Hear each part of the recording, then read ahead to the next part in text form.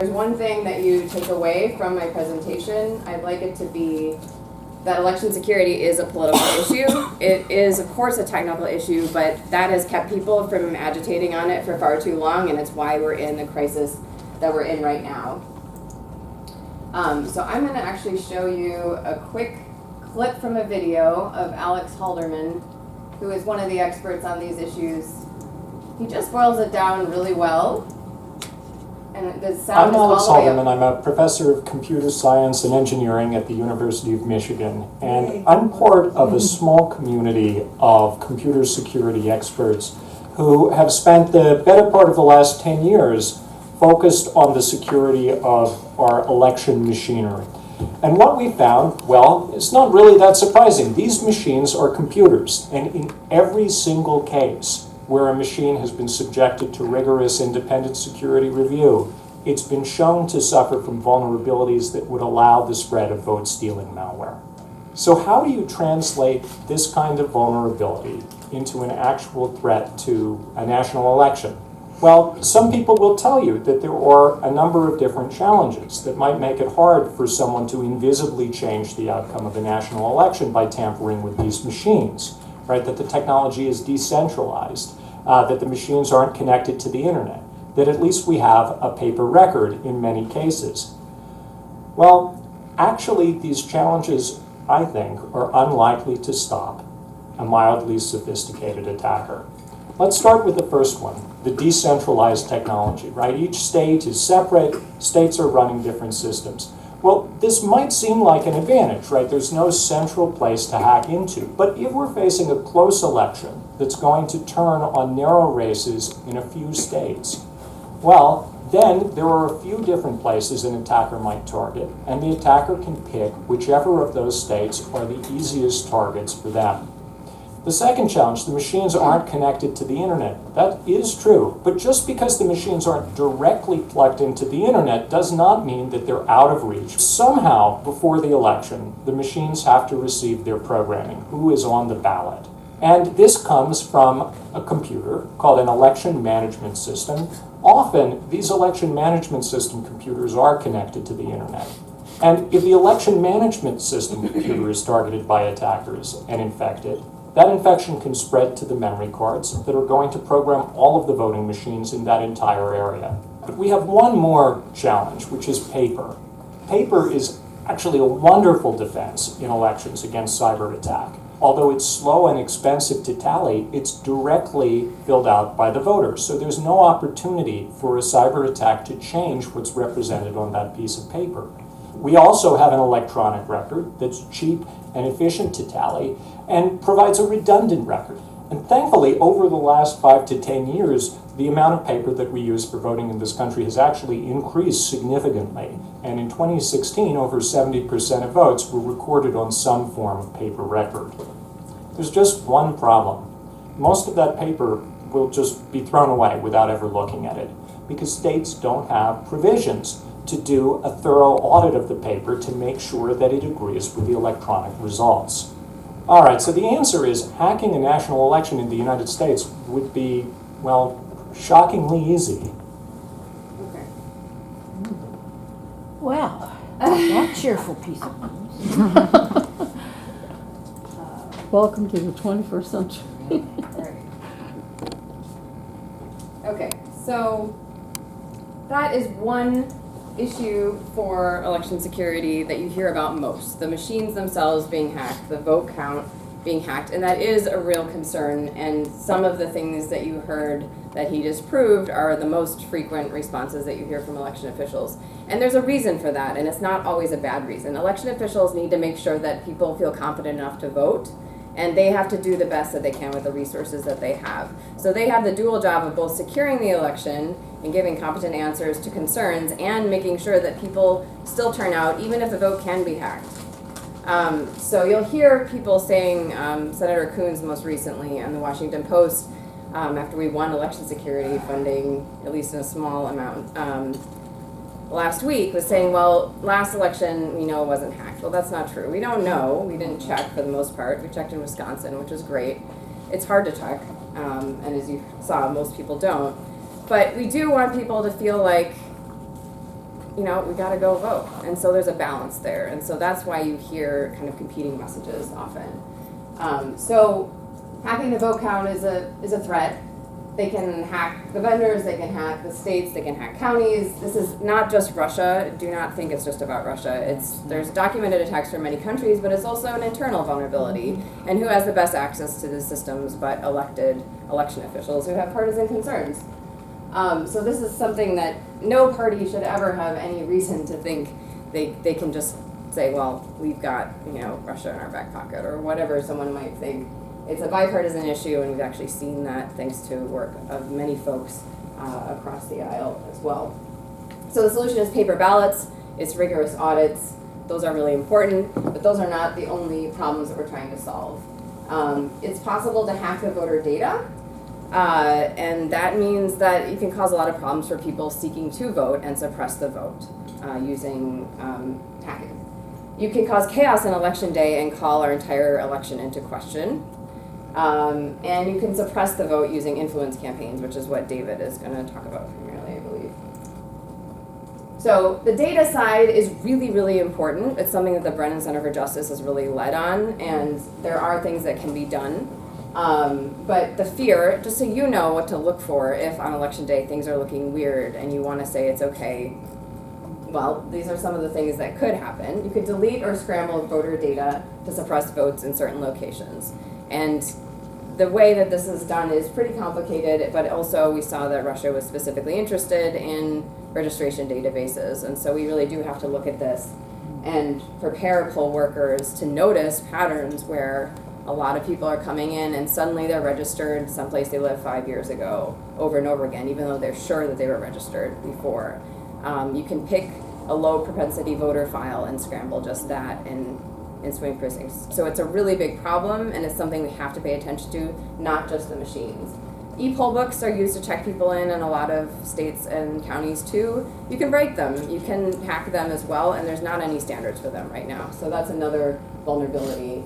So the solutions are monitoring the voter database really intensively, making that a practice at the state level often, recovery planning, so having enough paper voter files, so if you're using e-poll books, you can actually bring the paper back in.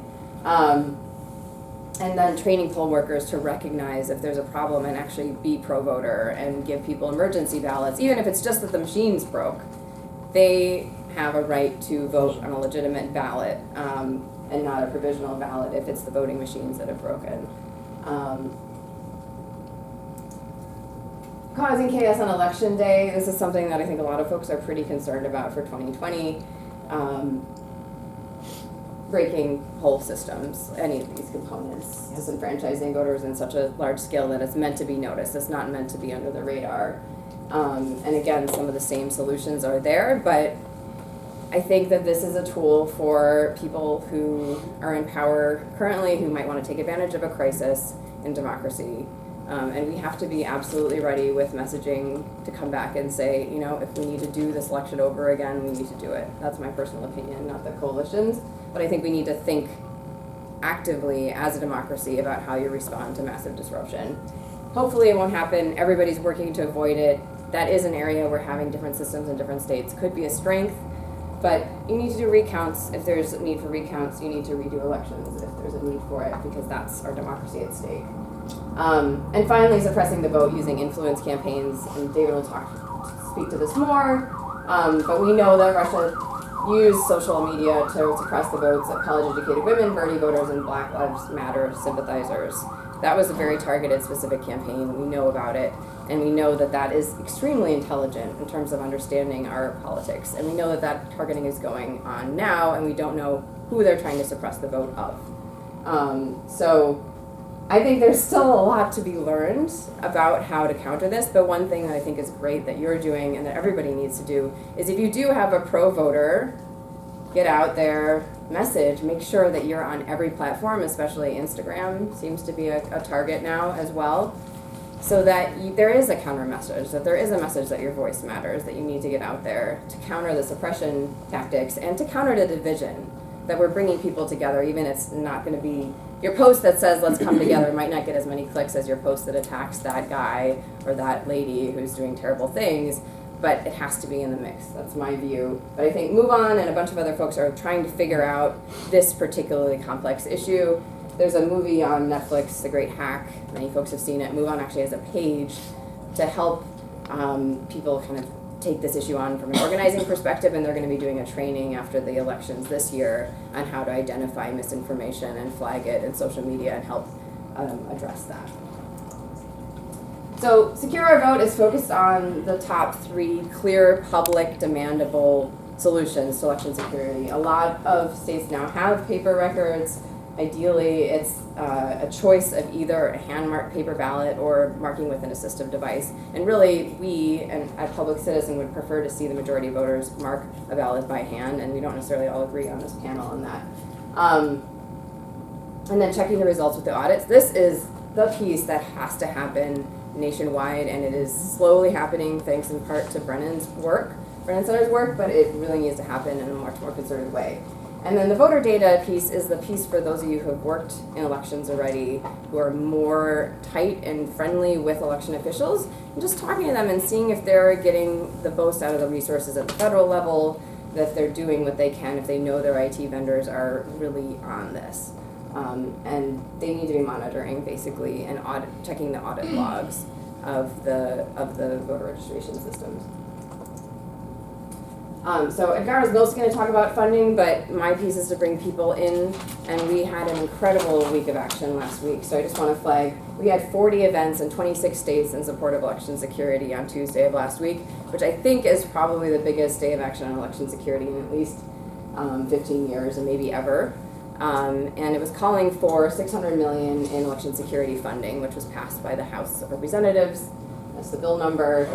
First, to replace paperless voting systems in the states that have zero paper, so no recovery method if there's a hack, and then all these other pieces that are so important. And on Thursday, Mitch McConnell flipped his position from zero support for anything democracy related to funding $250 million and passing that amount of money out of committee. So not enough money. That amounts to about 13, 14 voting machines per Texas county, the entire county. So not going to do it. Texas has over 100 counties that have no paper right now. That's crazy for a pretty purple state. So it's not enough. We're going to keep fighting until the end of the budget process. But people getting involved is changing this, and that's why it's so important that people do engage. I did want to speak to Maryland specifically, because I imagine some folks are from there or know people there. Maryland is in a pretty good place. We have paper ballots in federal elections. There's a couple of problems that I'll just flag for those who are interested. You can email in absentee ballots in Maryland, and you may know just from the hacks in 2016, email is a big vulnerability for malware being installed on people's computers. And so to have PDF files of ballots being sent to election administrators all over the state, you don't really know where they actually came from or if they're legitimate, but you also just don't know what's in that file. And you're opening PDF files all over the place. You could be installing malware into election administrators' machines, especially if they don't know how to keep that system where they check emails and print absentee ballots separate from the other critical systems. So that's a big danger. We've been trying to change it. We need more support politically to do that. Recently, the National Federation for the Blind filed a suit against Maryland because Maryland hasn't been doing a good job, at least not in enough districts, of giving voters who are blind quick, easy access to ballot marking devices that they can use to mark their ballots.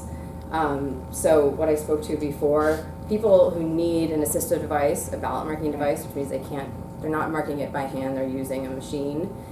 Some poll workers aren't giving that option to blind voters, or they don't know until the blind voter shows up how to use the machine, and so it means that they might have to wait an hour or not be able to vote at all. So that's a huge problem. Maryland made some promises that they were going to do that, and they haven't been.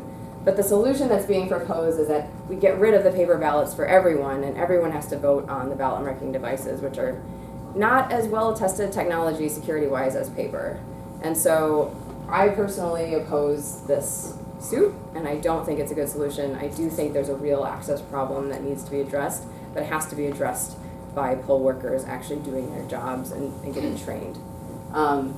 And then the state is one of the few that uses images from the scanners of the ballots instead of the actual ballots to audit, and you can hack images. It's not the biggest threat. I'm not, lying awake about it, but it is something that ideally wouldn't be happening.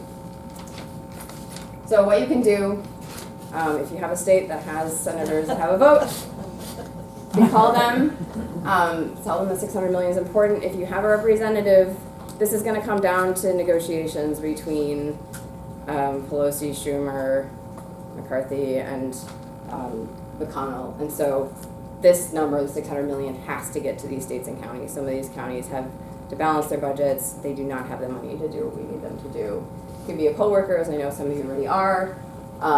Check in with your election officials and make sure that they have what they need in a friendly way, but also ask them to take it seriously if they don't seem like they are. And then just talk to people. Make sure that they know. I talked to a colleague yesterday. He was like, Russia, like, it's just, that's not a big problem, election security. And I was mad, because I think it's important. But I think more people just need to be talking about it as something that we can solve, that the solutions are simple. We need paper, we need audits, we need to secure the data. That's it. And then you can stay in the loop with us if you'd like at Secure Our Vote, and we'll let you know what's happening. That's it. Great, thank you. Thank you.